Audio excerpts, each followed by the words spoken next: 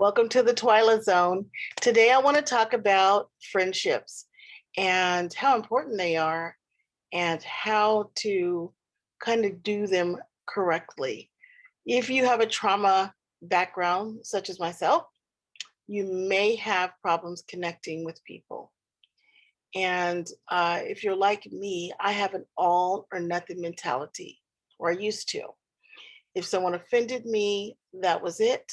I could not have a relationship or a friendship with that person. They would immediately have to be thrown out of my life, or vice versa. I would work and work and work until that person became my friend so I could prove to myself and to them that I was a good person, I was likable and lovable.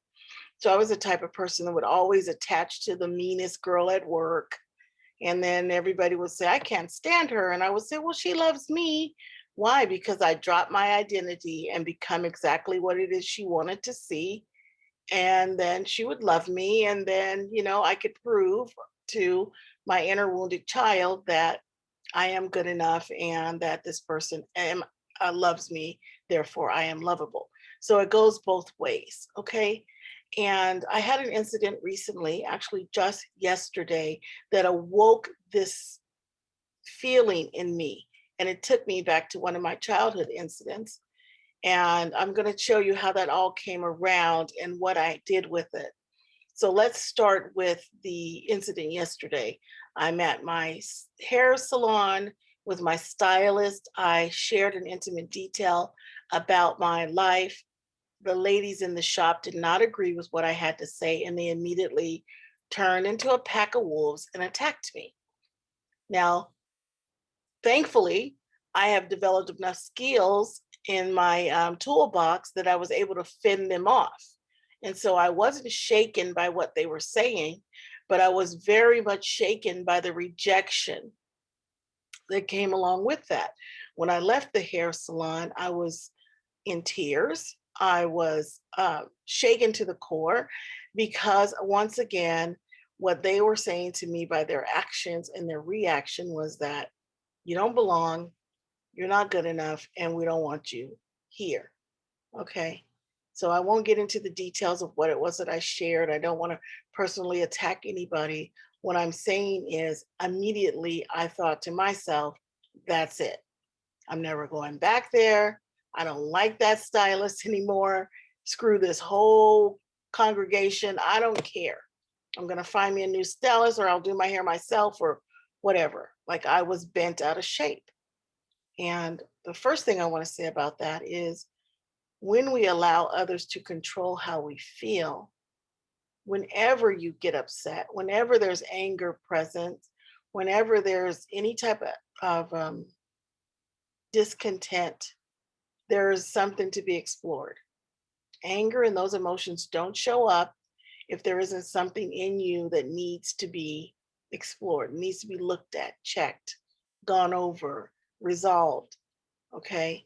I'm not perfect. I'm still on my road of finding myself, knowing myself, and knowing how to react. So I want to say that when you experience anger or you allow someone to upset you, let's look at the circumstances that got you there. The second thing I want to say is, when you do allow that to happen, just know that someone else will always be in control of your emotions. If we allow people to upset us, to hurt us, to push our buttons, then somebody else is always in control of our ship. So I want you to really look at the places in your life where you get the most upset. And I want you to start using a journal or somehow taking note of what happened and the circumstances around them. And feel free to share them here if you're open to that. And I'm going to start taking a look at my comments and just try to put together something that will help us. Like I said, I want a community, and I want to be able to help everybody get to a different level. Okay, so also take a moment to like and subscribe to my channel, get my algorithm going so we can just, so I can do this for a living. So when I left there, thankfully, I had an appointment with my counselor right after. So I get on the phone with her and I'm in tears. It's triggered my rejection button, and I'm telling her the whole story. And here's what she told me, which helped me so much. She said, Twyla, there are people who are, if you're a little dot on a piece of paper and you start to draw circles outside of yourself and who you're in relationship with, you and that dot on that dot of paper, or that dot on that piece of paper, is you and God. So God is the one who validates me. God is the one who says, you're good enough, you're perfect. I made you just the way I wanted you. I love you. I see you. You're safe here with me. And he's the core relationship that keeps me in balance.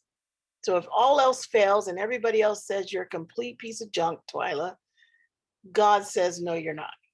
You're special. You're fearfully and wonderfully made. I love you. It's me and you. Okay.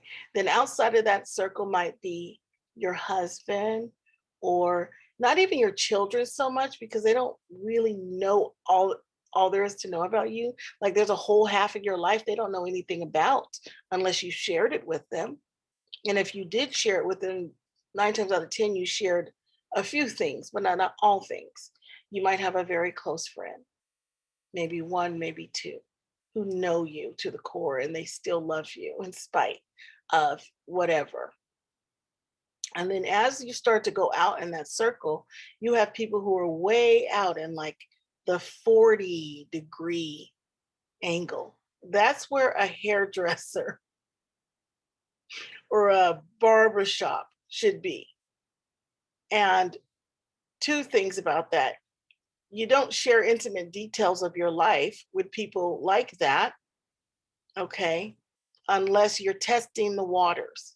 You want to be testing, you want to give a little bit of yourself, like share a little bit, like, oh, I have 5 kids or whatever. And then let them share a little bit and see how that relationship develops. You don't just go all out and give them everything. And number two, even when they don't respond correctly, you have a clear understanding that they are way out there. And so there are some people, and you probably know this already, you can have a beer with them, but you're not going to tell them anything personal. You don't mind going to a concert with so and so, but she's not the one that you're going to share, whether or not you are having intimacy or whatever. You know how it goes. People have their roles and they play them in your lives. And that's not to say that anybody is not good or bad. They all serve a purpose. And the same goes for us. There are people who will call you in the middle of the night and you don't ask any questions. You're like, where are you? And where are my keys? Right? And then there are people who will call you in the middle of the day and you're like, where are you at and what have you done? And is there anybody else you can call? No disrespect. That's just the way relationships work. And everybody has their own spectrums that they're playing with at all times. So in the past, for me, it would have been, she's done and I'm out. And that was triggered in me yesterday. And then there are times when, and I'm doing this a lot more, let me rethink this. I value the relationship. I value the way she does my hair. I mean, I like it. It's not, this is the like, the hairstyle that you're looking at right now is not the hairstyle I left with yesterday. I actually went home, washed my hair, did one of my old school grandma treatments on my hair and, put some gel in it and let it go. So, but other than that, I think that she has the potential to be a really great stylist. And you guys will see that as we move through, hopefully. So instead, I sent her a text this morning and I let her know that I was, disappointed with the hairstyle that I left with. I had other expectations of the visit. I didn't mind the personal attack so much because I've grown, like, I understand why people don't share this view, the view that I have. And once someone has a belief, especially when it has to do with their beliefs, it's not easy. We shouldn't even have these types of conversations because beliefs are rooted in your core value system. And when you start to shake people's core beliefs, that is never an easy place to be. So it was a way up there conversation. It should not have happened. And so I told her that, and she responded in kind. Like she was like, I really value you as a client. I'm sure we can come to some agreement. She apologized for the personal attack, only her part, because she can only apologize for her part. And I've decided to go back to her on Saturday and have her give me a free restyle on my hair. Easy. Okay. So, what memory did this spark in me as a child?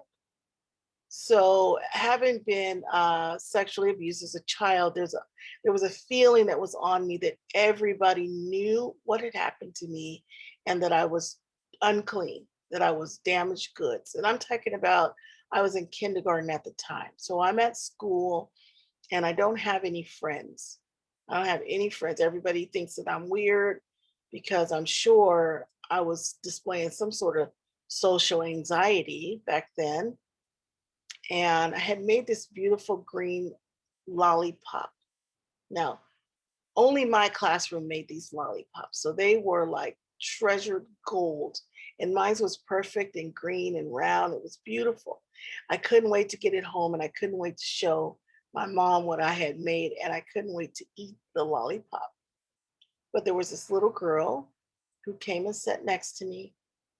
And I was telling my husband this story yesterday, and I just completely broke down in tears. So I'm telling it to you, void of the emotion that actually goes with the story. But it is a painful memory. So she comes over to me and she sits next to me and she says, if you give me your lollipop, I'll be your friend.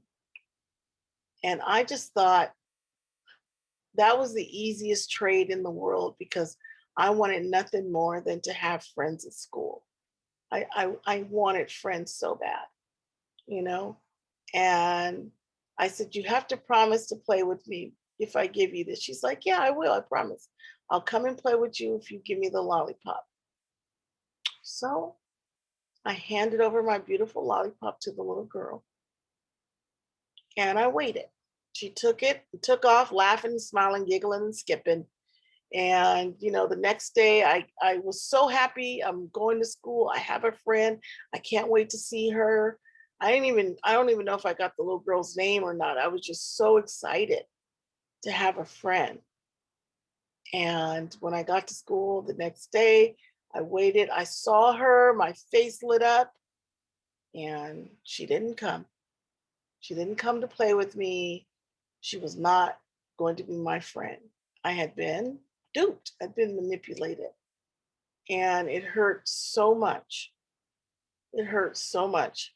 I don't even remember how much I cried. I don't remember if I shared it with anybody, but that was the emotion. That was the memory that was triggered in me when that happened to me. So that made plenty of sense for me to respond in that way. And like I've said before, when things like this happen to us, it tends to trigger something that happened in our childhood. So when things like this happen, I always think, what could I have done differently in that moment that would have made things better? Okay. So, number one, I could have done what my counselor said, not shared intimate details with people who I don't really know how they're going to respond. And that's just a protection for ourselves, right? So that's number one. Do not share intimate details with people that you don't know whether or not you can trust. Number two, the minute I did share the intimate detail, when they responded in anger or frustration or whatever it is, immediately remove myself from the situation. I could have, just stopped the attack. I could either say, I understand why you responded this way. Um, Excuse me, I need to get some water. And just not even put one more ounce of energy into the conversation. Or, excuse me, I need to get fresh air. Somehow take yourself out of the environment that is traumatic at that moment. And then when you come back, change the conversation. Or if they insist on pursuing the conversation, just say, you know what, this is not a good conversation for me. I'm not going to participate anymore. No disrespect. I just don't want to. And there's nothing wrong with that. You can do that every time, anytime, because it's your choice to remove yourself from any situation that you find uncomfortable. Because who else is going to protect you if you don't? Okay. And the other thing that I could have done is after, even if they attacked me, I could calmly say, you know, how I did not appreciate the personal attack. I don't know if that would have done anything for them, and it doesn't matter. The bottom line is for me to feel safe, I need to be able to advocate for myself. We need to be able to advocate for ourselves in the moment. Because a lot of times we go home, I should have said this, I should have done that, I wish I'd said this, I wish I'd had these words. It's the in the moment that matters. So the closer we can get to the in the moment, the better off we'll be. I'm so happy that everything worked out with me and the stylist. And I'm really happy that that emotion came to the surface so that I was able to process the memory. And I learned so much from it. Like, don't throw away every relationship because someone has offended, but also do not allow them to continue to be offensive. All right, so I hope this information has been helpful. We'll go more in depth about friendships and relationships and like who to allow in your life, who to keep out, and what is the importance of the friendship. I want to make a whole another series about that because I think it's important. And I know it's a struggle point for a lot of us. I mean, in general, but also for those of us who have experienced trauma, who we tend to attach ourselves to. All right. Thank you again for joining me on the Twilight Zone. And I look forward to talking to you again. Like, subscribe, watch to the end. Thank you so much. Bye bye.